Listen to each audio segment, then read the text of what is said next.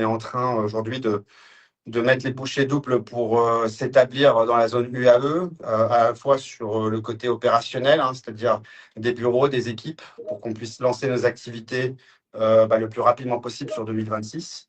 Et puis aussi pour engager les dernières transactions avec le régulateur VARA. Benjamin, tu pourras nous dire quelques mots là-dessus en fin de webinaire. Mais voilà, c'était un petit peu pour vous donner la dynamique en cours, en tout cas chez Vanselian. On est très ravis d'être là à Dubaï. On voit que la dynamique est quand même assez différente avec celle de l'Europe. C'est assez flagrant. Et on pense que les opportunités, en tout cas ici, seront assez grandes pour le groupe Automata. Voilà. Petit mot aussi peut-être pour remercier toutes les équipes de Vanselian qui sont quand même bien mobilisés cette année pour justement livrer l'application qui va rentrer en phase de test, hein, comme on l'a dit dans notre dernière newsletter auprès du régulateur. Donc, on est quasiment prêt pour le lancement définitif. Quelques petits ajustements peut-être à voir sur l'application, mais voilà, c'est 99% prêt de notre côté. Et aussi pour toutes les fonctionnalités qui ont pu voir le jour cette année. On a quand même une roadmap ambitieuse sur les prochains mois en 2026, notamment sur l'infrastructure Vanselian, puisque vous le savez, originellement parlant, on avait engagé, en tout cas avec les équipes techniques et produits, tout un dispositif pour livrer une application qui tournait autour des outils un petit peu de néo-banking, accès crypto, et puis plus récemment avec des produits à fort rendement comme les offres exclusives. Mais vous le voyez bien, c'est vraiment vers la tokenisation des actifs réels maintenant que se porte la valeur ajoutée de tout l'écosystème. Et c'est aussi vers là qu'on va se diriger dans les prochains mois. Donc, ça demande quand même une grande mobilisation des équipes pour pouvoir répondre présent sur ces sujets-là. Et donc, on aura l'occasion dans les prochains mois de revenir sur ces éléments-là. Vous l'avez vu dernièrement, on a des rapprochements assez stratégiques entre Legity, Pierre-Yves, tu pourras en parler, Oui. et puis aussi Acetera, qui fait partie de la composante en fait, de la tokenisation, du moins de la chaîne de valeur de la tokenisation des actifs. Voilà, donc c'est pas tout de suite opérationnel, on le voit pas tout de suite dans l'application, mais pour construire et bâtir les fondamentaux des prochaines fonctionnalités de Vanselian et puis pour pouvoir être aussi compétitif sur ce plan-là, ça passe d'abord par les rapprochements avec ses partenaires. Et donc, on est bien engagé, on est content d'avoir fait ces démarches-là. Voilà. Donc, oui. Si tu me permets juste un petit disclaimer rapide avant de commencer effectivement cette présentation-là, parce que bon, généralement, on les passe à l'écran, mais on évite de les mettre à l'oral et c'est quand même bien de le rappeler. Voilà, exactement. Donc, merci beaucoup, Pierre-Yves. Très rapidement, pour rappeler qu'Automata France est bien une société, donc PSAN, enregistrée PSAN depuis juillet 2023. Comme vous le savez, bien évidemment, les actifs numériques sont soumis à une très forte volatilité. Évidemment, un risque de liquidité et de valorisation, ainsi qu'à, ça on le connaît bien, des évolutions réglementaires et technologiques susceptibles d'affecter leur valeur et que toutes les informations qui sont communiquées dans le cadre de ce webinar, et en partie effectivement toute la partie produits, roadmap réglementaire et autres, ne constituent pas, bien évidemment, de conseil en investissement, ni de recommandations personnalisées, ni une sollicitation à l'achat ou à la vente de cryptoactifs chez Vanselian. Voilà, donc je préfère quand même le rappeler. C'est quand même bien qu'on l'ait dans nos têtes. Merci beaucoup. Et puis, Pierre-Yves, je te laisse la parole. Merci, Benjamin. Merci, Benjamin. Voilà. Merci, alors, Benjamin. Pierre-Yves, je te laisse prendre le relais sur peut-être sur l'actualité de Vanselian. On peut peut-être revenir. Je pense que c'est le moment aussi sur ce rapprochement entre Vanselian et Legity, le pourquoi du comment et finalement, qu'est-ce que ça permet de faire, hein, c'est surtout ça qui est intéressant. Qu'est-ce que ça permet de faire dans les prochaines semaines avec Vanselian, et puis peut-être parler rapidement d'Acetera. Et je te laisse présenter ensuite finalement le compte rendu de la performance commerciale des actions engagées aussi depuis le début de l'année 2025 et qui se sont accélérées depuis ton arrivée. Donc ça, on est ravis de pouvoir compter sur toi sur cette partie-là. Voilà, merci. Ouais. Merci Jean. Effectivement, juste pour faire un petit historique, donc il y a eu toute une phase préliminaire, on va dire Vanselian, sur la construction du produit, sur tout ça, qui arrive aujourd'hui maintenant à maturité, avec un produit qui plaît sur le marché, avec des fonctionnalités qui sont en adéquation aujourd'hui avec ce que demandent en tout cas les utilisateurs. Et donc maintenant, on est vraiment dans une phase plutôt d'accélération de croissance, avec de conquête de marché. aussi bien au niveau international avec Dubaï, mais également en Europe, avec la stratégie qu'on a déjà commencé et qu'on continue à accélérer, qui est celle notamment de la distribution intermédiaire via des conseillers en gestion de patrimoine, des multifamily office ou des apporteurs d'affaires, pour faire finalement avec un objectif de croissance des encours sous gestion, qui est une des métriques principales aujourd'hui au sein de Vincelian. Et le but, c'est que aujourd'hui, Vincelian est vraiment à la jonction, au cœur de toute cette innovation qu'il y a entre la banque privée, les cryptoactifs et tout ce qu'il y a autour de la technologie blockchain, avec la tokenisation, pour vraiment faire finalement une infrastructure banque privée digitale 3.0, entre guillemets, et offrir ces solutions-là au plus grand nombre pour les accompagner dans la croissance de leur patrimoine et la constitution de leur patrimoine. Et effectivement, donc moi j'ai rejoint les équipes et le groupe récemment en septembre. Et le but c'est d'apporter, finalement, on a une fusion avec Legitee, donc l'application mobile Legitee a pour but de s'arrêter en début janvier. Et donc tous les utilisateurs aujourd'hui et tout le développement qui avait été fait chez Legitee va migrer chez Vincelian. Donc ça c'est un point important que vous ayez en tête. Et de là, on va bien évidemment accélérer. Pourquoi ? Parce qu'aujourd'hui, la plateforme Vincelian est plus développée, plus aboutie que ce qu'on avait créé chez Legitee. Et donc ça va nous permettre vraiment d'accélérer avec un produit de meilleure qualité et avec plus de fonctionnalités, notamment tout ce qui est compte courant, carte bancaire et autres. Et donc, l'objectif, c'est vraiment de fusionner les compétences et d'accélérer ce développement. Donc là, on a déjà, on verra un peu plus loin avec certaines métriques, mais on voit déjà finalement les bienfaits de cette stratégie en termes de collecte et de trajectoire finalement de commercial et de développement. Donc ça, c'est un point très important. Et puis après, côté Acetera, comme je l'ai dit, vraiment, Vincelian a quand même un positionnement assez unique aujourd'hui sur le marché, puisque on se dirige vers, on va dire, gestion de patrimoine, gestion de fortune, mais avec une infrastructure intégrant vraiment les meilleurs standards des nouvelles technologies, de l'innovation, notamment la tokenisation d'actifs.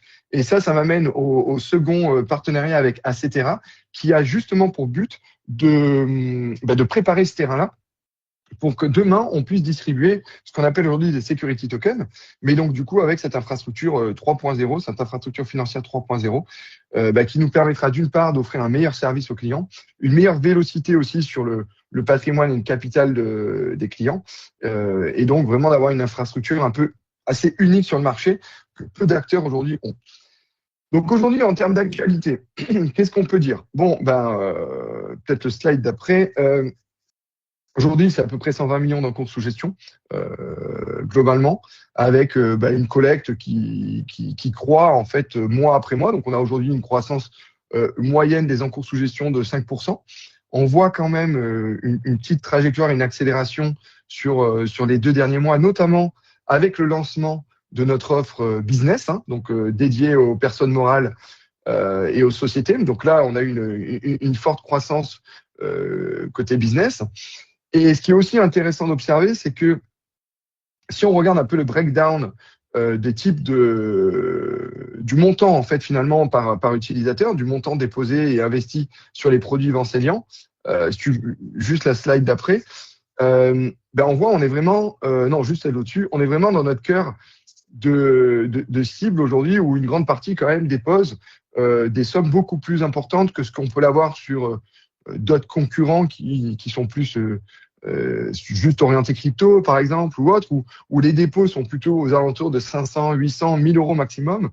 Chez Vincelian, c'est quand même, on parle d'épargne, on parle de gestion de fortune, gestion de patrimoine, et donc c'est vrai que ça se reflète dans les chiffres, puisque aujourd'hui, les dépôts moyens sont quand même beaucoup plus importants, et ce qui nous permet d'une part de nous différencier par rapport à la concurrence. Peut-être pour faire un petit point là-dessus, Pierre-Yves, petite parenthèse, si on revient en effet sur les chiffres clés de l'année 2025, qui sont quand même assez intéressants à décrypter. Ce qui est bien cette année, sur lesquels les éléments sur lesquels on se base cette année pour quand même être on va dire, lucide on va dire, confiance sur le business model, c'est que pour la première fois, on dépasse en effet les 100 millions de gestion sur les différents produits, mais principalement l'accumulation, et on va le voir après, l'accumulation se fait sur le cœur de métier, c'est-à-dire en fait la location dans des produits qui sont à fort rendement.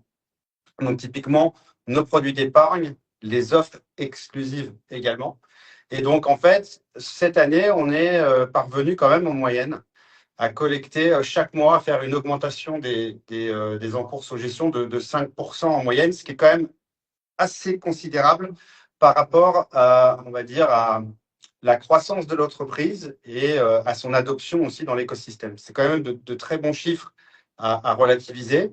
Ce qui est plus intéressant à analyser en cette fin d'année, c'est qu'en effet, vous savez, depuis le début de l'année, on a mis en place une stratégie autour des CGP, des apporteurs d'affaires, du business.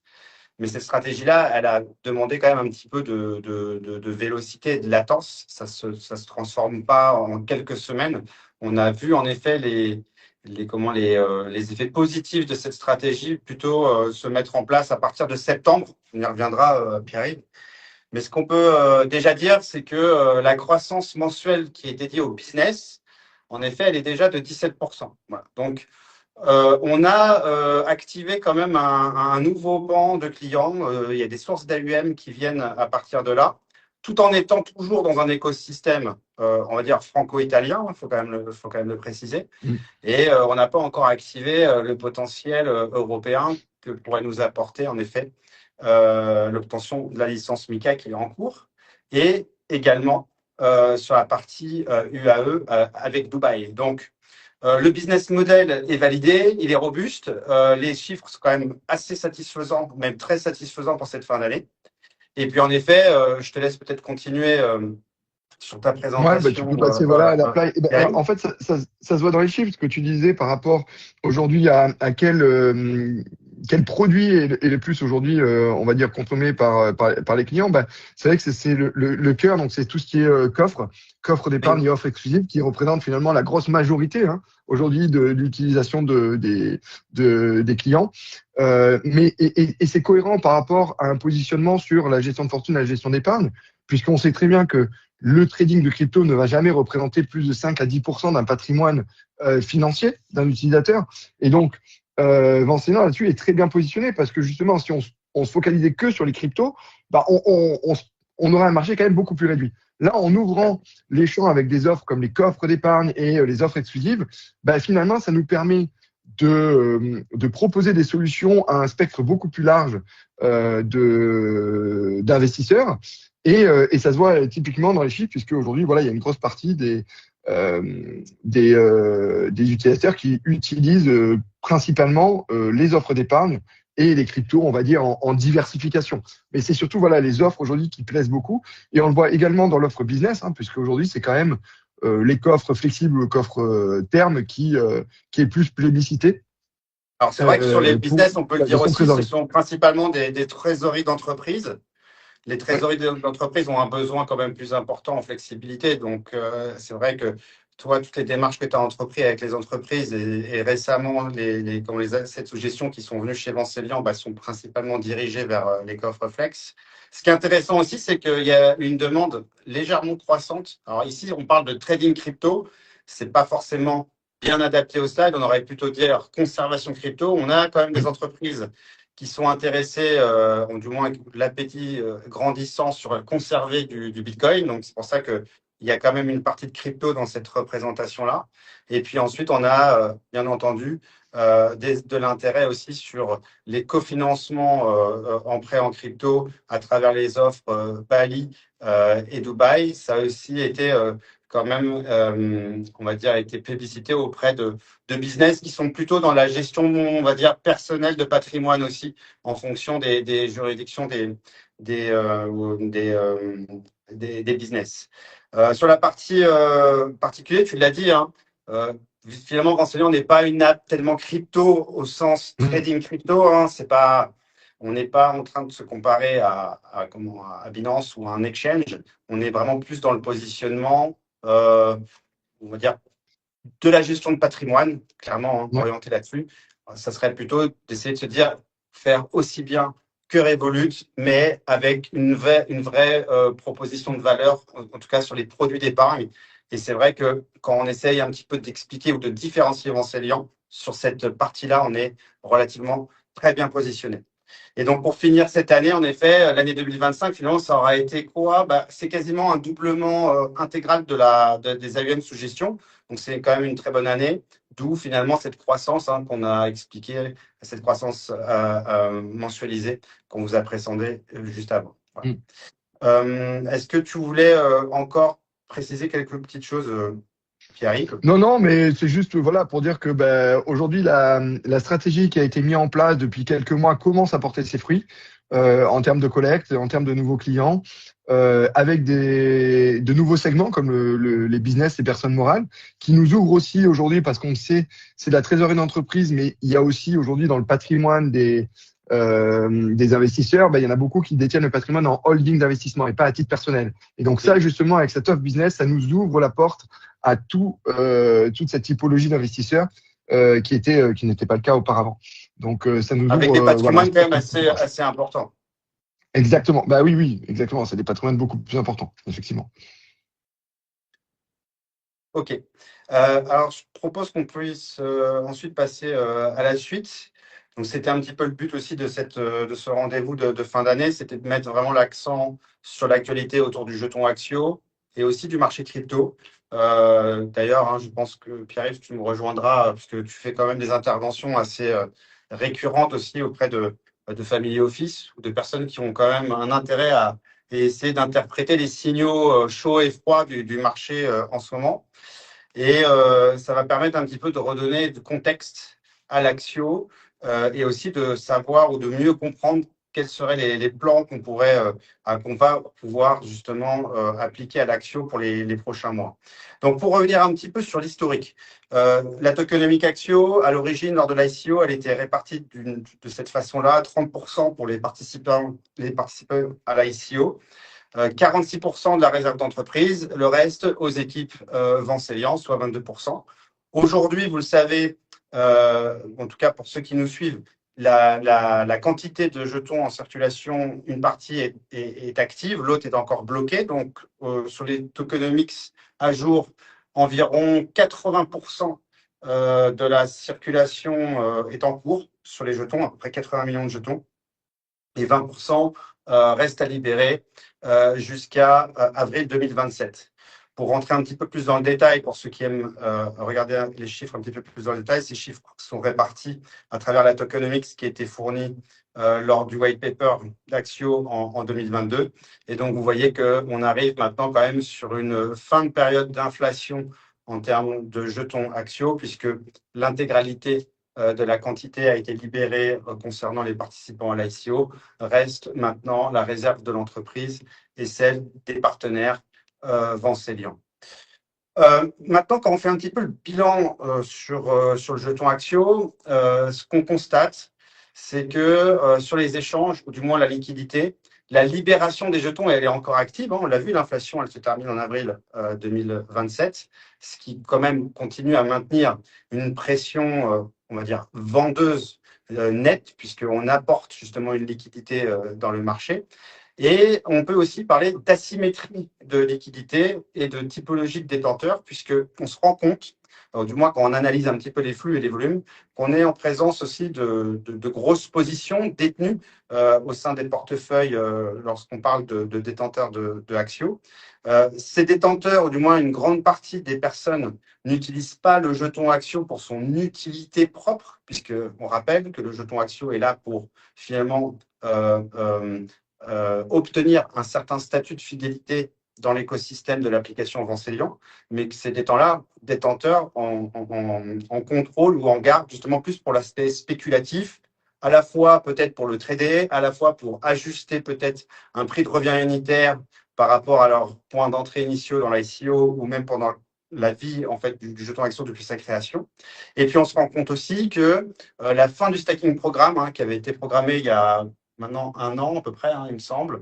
Maintenant, la fin du stacking programme nous amène aussi à avoir l'intégralité des jetons qui étaient stackés dans ce programme-là, complètement libérés. Je crois que la dernière libération a eu lieu en octobre.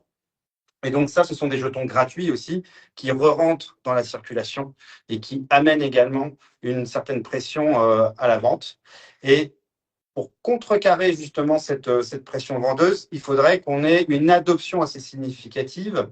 Et on le voit, aujourd'hui, on a à peu près 17 millions de jetons qui sont répartis et bloqués dans le programme de fidélité de Vancelian, hein, donc c'est un peu moins de 20%, pour environ 6 000 détenteurs d'Axio référencés dans l'application Axio. Donc, bien sûr, on comprend que le manque d'adoption, en tout cas sur le plan de la tokenomics, génère une asymétrie finalement d'offres et de demandes, assèche aussi la liquidité et génère finalement un problème, ou du moins si on essaie de voir le prix du jeton aujourd'hui et les quantités qui peuvent être négociées quotidiennement, cela engendre un problème de liquidité extrêmement faible sur le carnet d'ordre de Bitmart, incapable d'absorber l'offre débloquée au fur et à mesure. Et donc, je l'ai dit, avec une faible adoption, environ 16-17% de la supply qui est bloquée dans la mécanique du programme de fidélité au sein de Vancelian. Donc, pour synthétiser et aller au-delà des détails techniques, cette baisse du jeton peut générer justement une défiance non rationnelle envers Vancelian, puisqu'on assimile finalement la performance d'un jeton utilitaire qui est là finalement pour être associé à une mécanique de fidélité dans l'application et non pas à une santé financière ou au moins à la validation d'un business model, puisqu'on l'a vu, en tout cas sur le plan de l'AUM, les chiffres de cette fin d'année sont plus que satisfaisants pour Vancelian. La tendance qu'on observe, là on l'illustre à travers le chart du Axio, vous voyez, c'est que globalement, ce manque de liquidité et ce manque d'adoption génère structurellement une baisse, à peu près moins 90% depuis l'introduction du jeton en avril 2022. Et tout ça pour vous amener à aussi présenter les choses un petit peu de manière différente, mais pour vous donner une conclusion sur ce qu'on observe aussi avec Pierre-Yves et puis certains experts autour du marché crypto, c'est que, vous savez, depuis un certain moment, la crypto, les compartiments crypto étaient relativement bien corrélés, notamment avec le Bitcoin, à la liquidité des marchés on va dire les marchés traditionnels. On voyait dans la baisse des taux avec l'arrivée de Donald Trump, finalement, une reprise de la liquidité du marché, on va dire crypto en règle générale.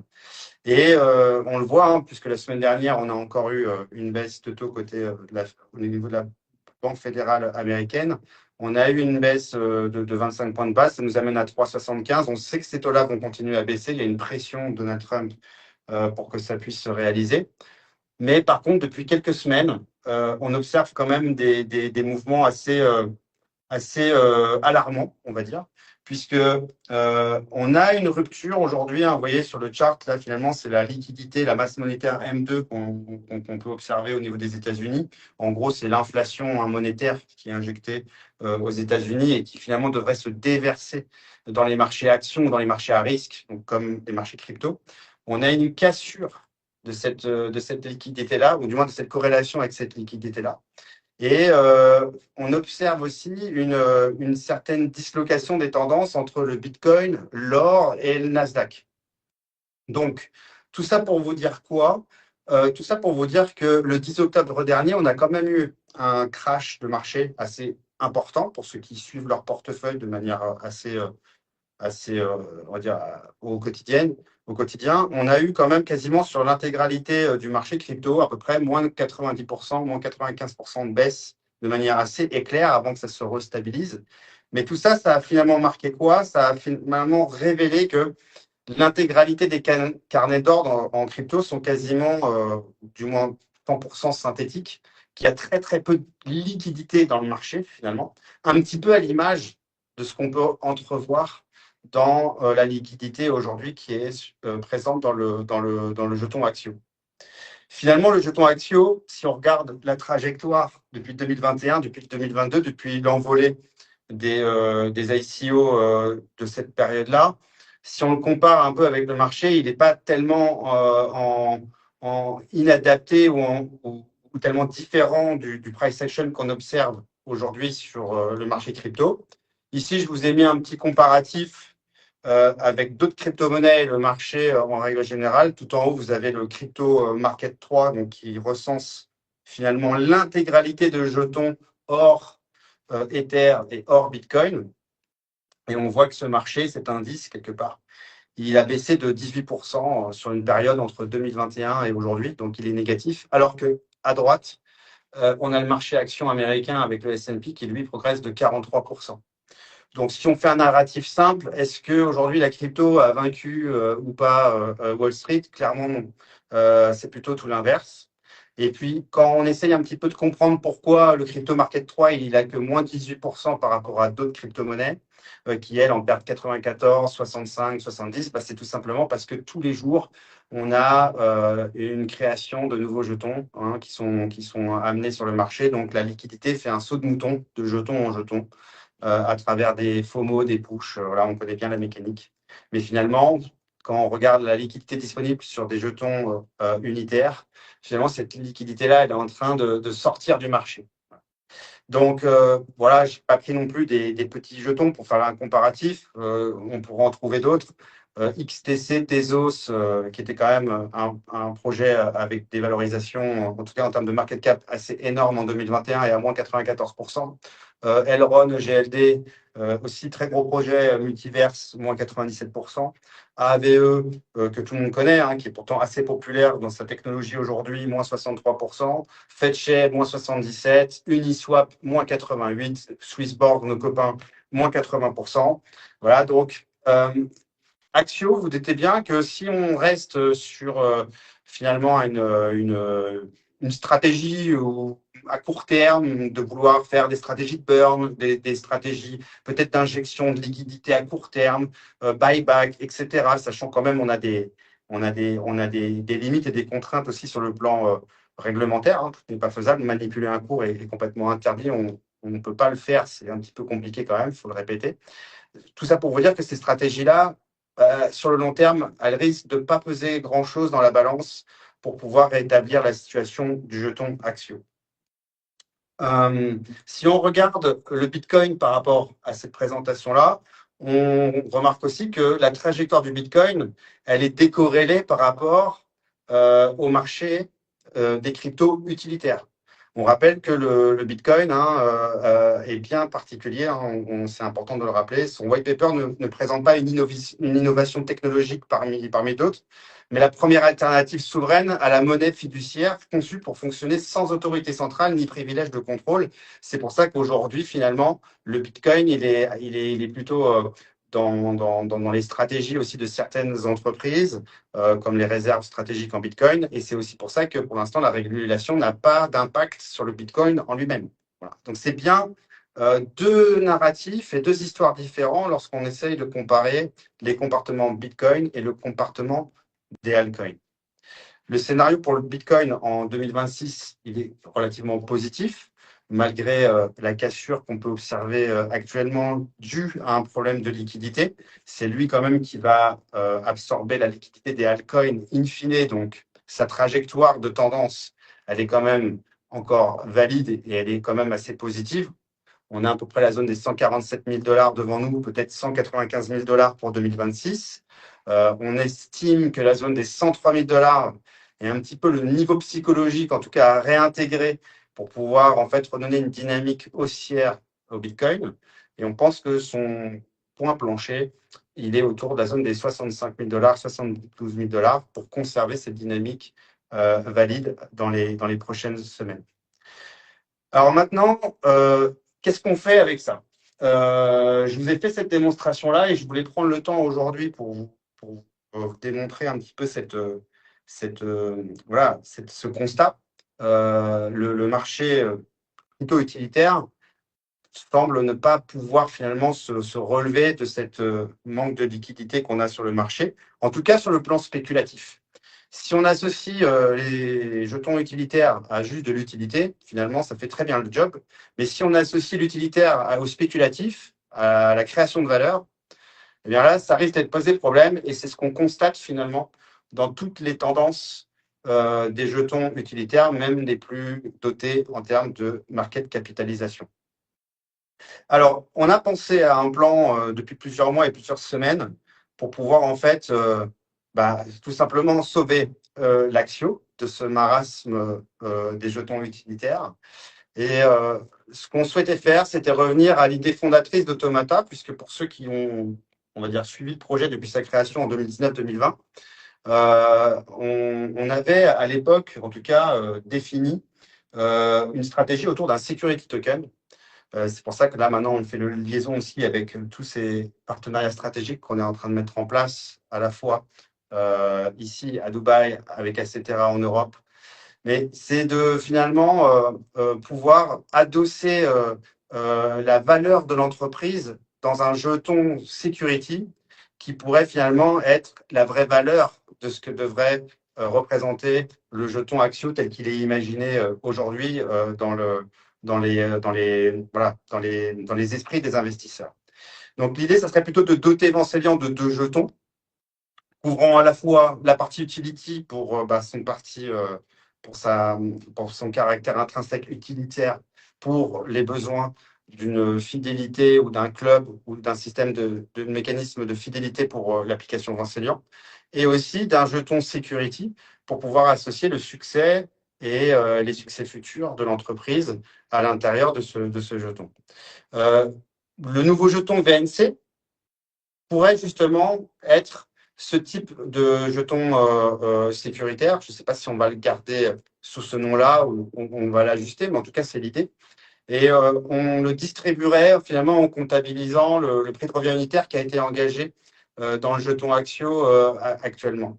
Voilà, ça permettrait de pouvoir finalement conserver le jeton Axio pour sa partie utilitaire et revaloriser le capital qui a été injecté dans le jeton Axio actuellement de sa création à aujourd'hui. Voilà. Donc cette approche, voilà, ça vise à rétablir une situation équitable pour les détenteurs de jetons ayant réalisé un investissement lors de l'euphorie des ICO en 2021-2022. Mettre une opération inédite dans l'écosystème crypto, préserver et considérer nos premiers clients et augmenter la marge de manœuvre sur la tokenomique Axio. Voilà. Ça, c'est une maquette. Et Jean, peut-être c'est un plan qu'on a imaginé. Maintenant, il y a quand même plusieurs étapes à franchir pour pouvoir arriver à ce résultat-là. Et en tout cas, ça nous paraissait opportun et intéressant de vous présenter la grande idée, voilà, qui est derrière notre rémédiation, on va dire, sur le jeton Axio.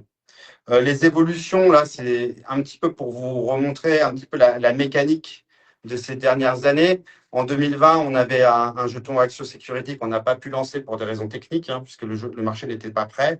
Ensuite, on l'a designé sur la partie Hedera, qui était aussi un petit peu trop avancé pour qu'on respecte le timing qu'on avait donné pour le lancement du jeton au niveau du calendrier. Il a été finalement diffusé sous une forme de RC20. On avait discuté en 2024 un lancement, ou du moins une migration sur le jeton VNC, notamment peut-être avec la blockchain Solana.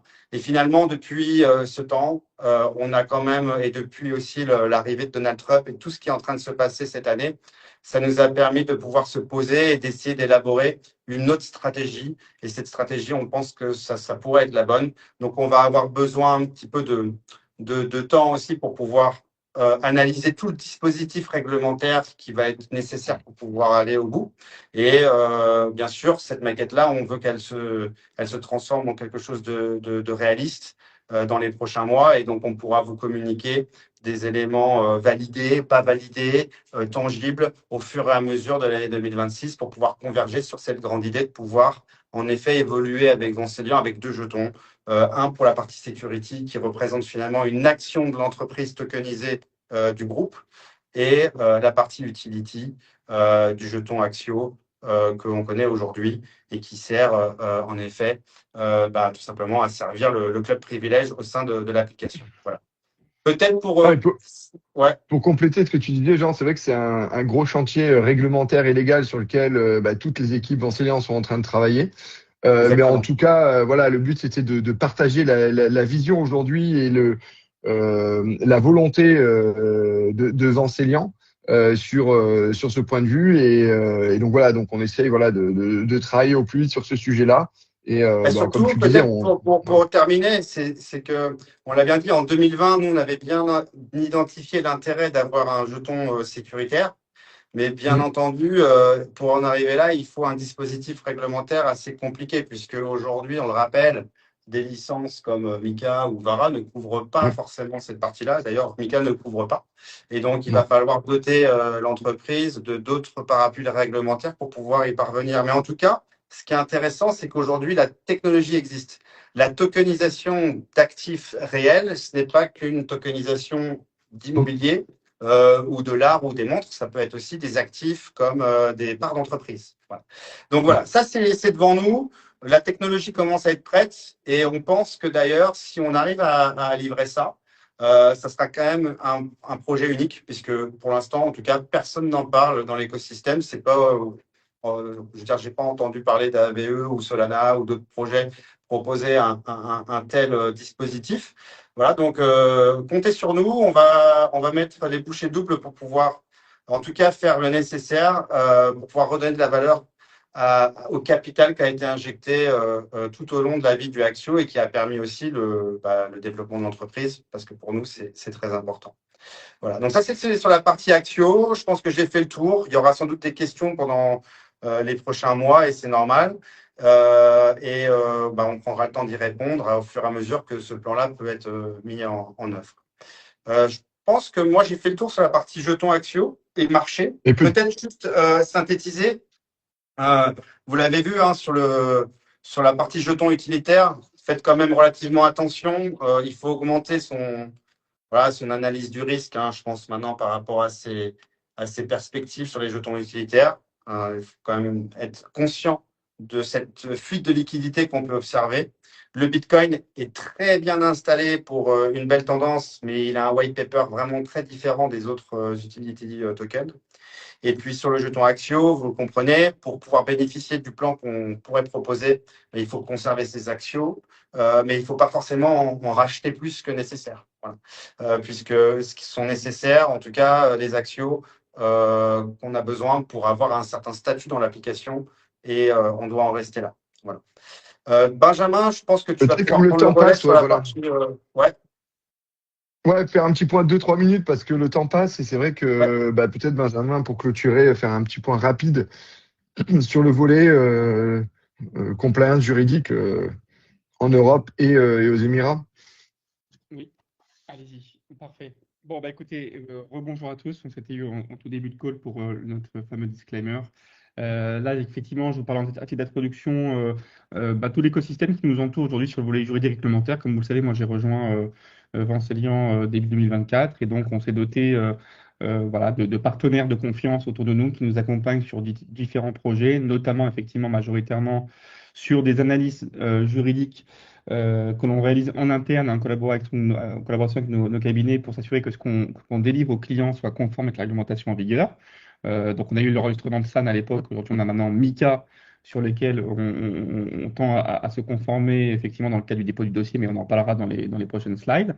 Et puis, et donc effectivement, aujourd'hui, deux stratégies réglementaires principales. Donc, bien évidemment, l'Europe avec MiCA, puisqu'on a décidé, comme vous le savez, de déposer un dossier en France auprès de l'autorité des marchés financiers. Et puis, dans un second temps, VARA, puisque là, effectivement, on est quasiment à quelques semaines du dénouement avec le fameux In Principle Approval que l'on attend dans les prochaines semaines.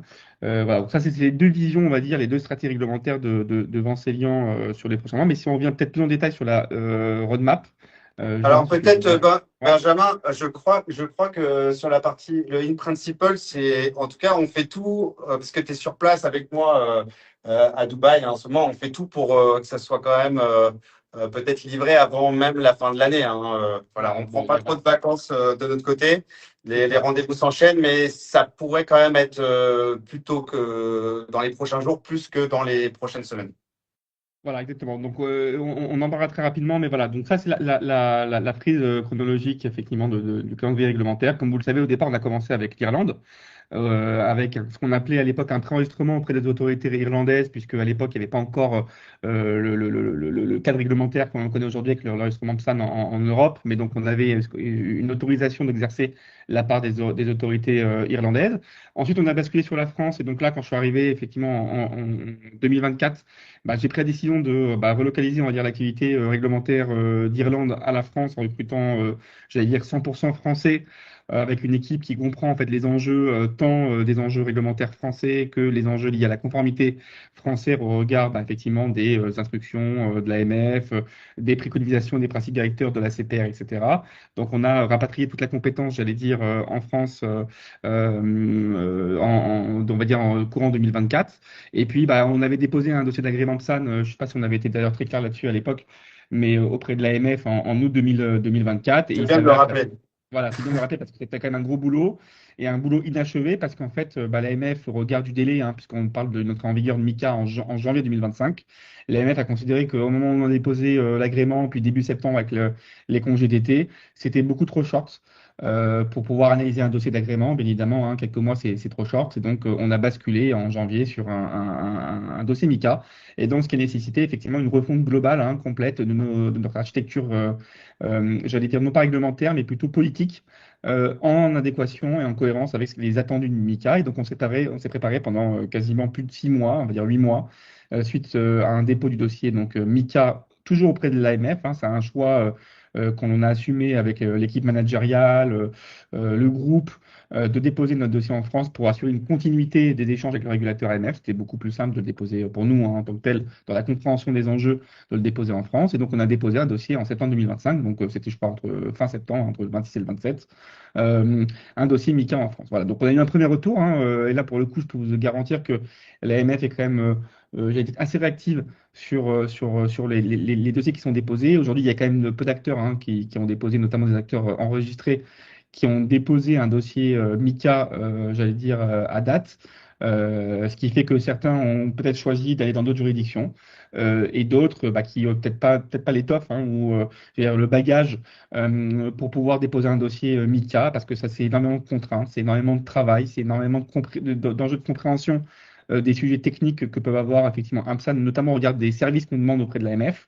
Et donc, on a eu un premier retour, quasiment près de 400 questions, principalement, si on va entrer un petit peu dans les détails sans trahir le secret des dossiers, sur la compréhension effectivement de notre business model et surtout aussi sur les aspects cybersécurité, parce qu'on a une nouvelle réglementation qu'on en parle peu, mais qui est extrêmement contraignante pour les acteurs comme nous, c'est DORA.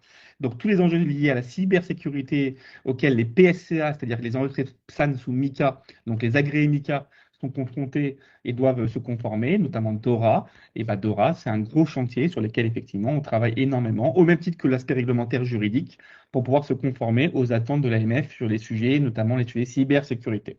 Voilà pourquoi ça prend du temps. On est quand même plutôt en confiance sur ce dossier. Voilà, il n'y a aucune garantie, bien évidemment. L'AMF ne donne aucune garantie sur l'obtention ou non d'un dossier.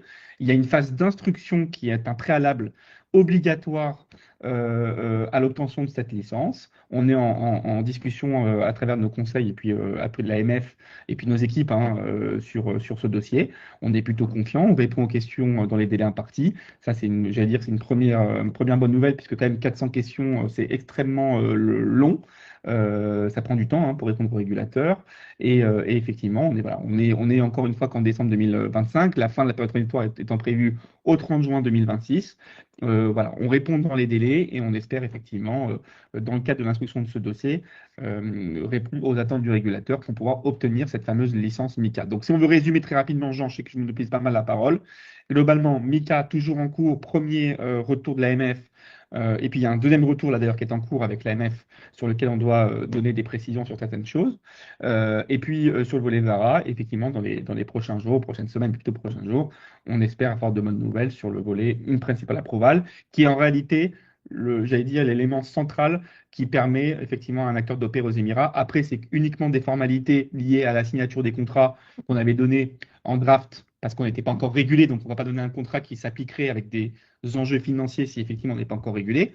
Donc on a montré des drafts de contrats aux régulateurs, on doit les signer. Deux, trois, j'allais dire, ajouts techniques pour que ça puisse être entre guillemets en production. Et puis, auquel cas, une fois qu'on aura tout ça, une réunion avec le régulateur pour lui montrer qu'on est prêt et prêt à opérer aux Émirats. Et auquel cas, ensuite, l'approval finale qui nous permet d'opérer, être 100% opérationnel aux Émirats, se fera en coordination, bien évidemment, avec le régulateur. Rien ne se fait sans l'aval du régulateur, que ce soit en termes de communication et que ce soit en termes d'opération des services aux Émirats. On tient à le rappeler parce que c'est essentiel pour avoir la confiance de l'écosystème local d'être en coordination totale avec le régulateur. Voilà. Je te laisse Bien, la merci parole. Benjamin. Bon, j'apprécie ta prudence en tout cas sur le fait qu'on avance sur ces parties-là. Mais bon, globalement, pour vous donner un petit peu le mood, hein, on est quand même bien engagé sur ces deux licences-là. Il n'y a pas de, je veux dire, en interne, on n'est pas non plus plus stressé que ça en tout cas pour les deadlines et pour ce qui va se passer. En tout cas, on a déjà mis tout en œuvre en interne pour pouvoir déployer les stratégies post-licence, même si, comme tu l'as bien expliqué, tant que les licences ne sont pas dans les portefeuilles, on ne peut pas les engager. Voilà. Mais ça quand même demande beaucoup de travail de se préparer au passage. Et donc, nos équipes ont bien travaillé cette année pour pouvoir être au rendez-vous de ces obtentions-là, qu'on espère le plus rapide possible. Mais ça, c'est vrai qu'on est encore bloqué, ou du moins, on est en train de… Voilà, c'est le calendrier réglementaire sur lequel on n'a pas la main. Tout le reste est prêt de notre côté. Voilà. Bah, écoutez, merci à Pierre-Yves et à Benjamin pour votre participation avec moi aujourd'hui. Merci aux personnes qui ont répondu présent à notre webinaire. On fera un point à mi-parcours, bien sûr, sur le premier semestre de l'année prochaine, en tout cas sur ce type de rendez-vous un petit peu clé, grand angle, et puis bien sûr sur des communications précises une fois les obtentions de licence, ça pourra s'accélérer enfin. Et puis d'ici là, on vous souhaite voilà, une très bonne fin d'année. En tout cas, Gaël se joint aussi à moi, puisqu'il est très pris en ce moment aussi à Dubaï notamment. Et on peut le discloser un petit peu sur voilà, de potentiels investisseurs qui commencent à montrer de l'intérêt pour le dossier Vanselian, notamment puisque forcément en étant dans la boucle de Vara, voilà, on ressort un petit peu des dossiers chauds, on va dire, en ce moment. Et donc, ça demande aussi un engagement total pour cette mission de levée de fonds, qui est bien sûr une priorité absolue pour le groupe, pour qu'on puisse développer ensuite des stratégies plus ambitieuses pour les prochains mois. Voilà. Je vous remercie beaucoup. À très bientôt et je vous souhaite encore une très bonne fin d'année. Et puis voilà. Merci à tous. Très bonne fin d'année. Au revoir.